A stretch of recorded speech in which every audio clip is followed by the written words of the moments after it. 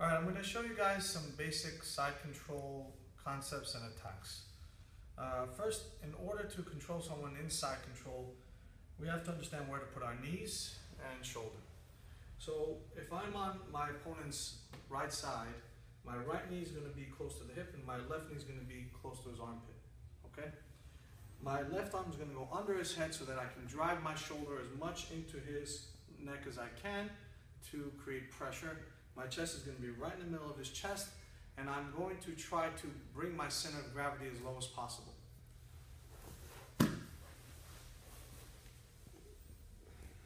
Now, if you're doing side control properly, you actually should not want to or have to extend your knees this way. This gives you maximum weight, but unfortunately does not allow you to respond. So if your opponent does hit a bridge, it's actually very easy to lose control because the only thing on the ground now are your feet and elbows. So you want to be in tight on him.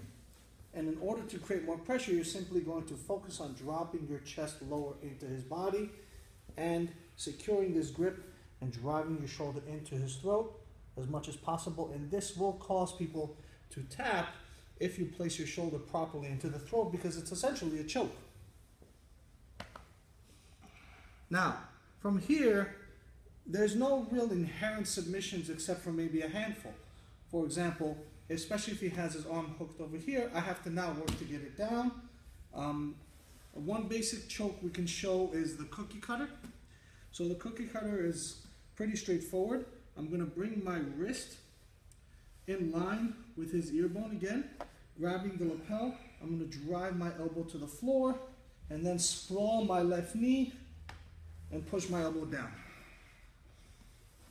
The choke will start from here. I'm going to wrap my thumb inside his lapel. I'm going to open my elbow, get my wrist under, meaning in line with his ear bone, and then I'm going to drive my left elbow to the floor as I sprawl my left leg back, maximizing the pressure onto his throat. That is a really basic choke from side control. Another basic submission would be an Americana. Most people, when you get them in side control, they like to frame across your throat this way. Now, in order to get this arm down, I have to feed my hand inside. But I don't want to do this because now I'm taking pressure away from his body. So what I'm going to do is I'm actually going to switch to my scarf. And I'm going to push his arm down all the way so that my left elbow is near his ear. Then I'm going to bring myself back to side control, wrap up my own wrist. This is the most important part. You have to rotate his hand in the direction so that his knuckles are on the floor, and then you simply start dragging his elbow downward. And especially if he has tight shoulders, it's really fast. But again, the key here is your control. If you don't have good control, no one will give you access to their arms. No one will provide the scenario for you just to be able to grab a submission. You have to have pressure into the ribs, into the throat to make it uncomfortable. One more time. From here, I have my side control. When he starts to frame, I'm going to switch to my scarf. Notice I'm driving my weight. Look at his face. This is very uncomfortable.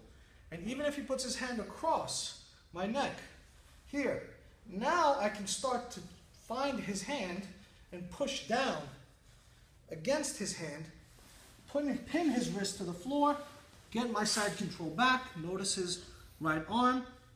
I start to rotate his knuckles to the ground, secure my grip, and slowly just drag the elbow back. In many cases, you don't even have to lift up too much. Come back, please. So if you keep it this way, where his knuckles are not on the floor, you have to lift up more. Once you do that, it's really small movement, especially on someone with tight shoulders. Those are two basic attacks from side control: the cookie cutter choke and the Americana. Thank you.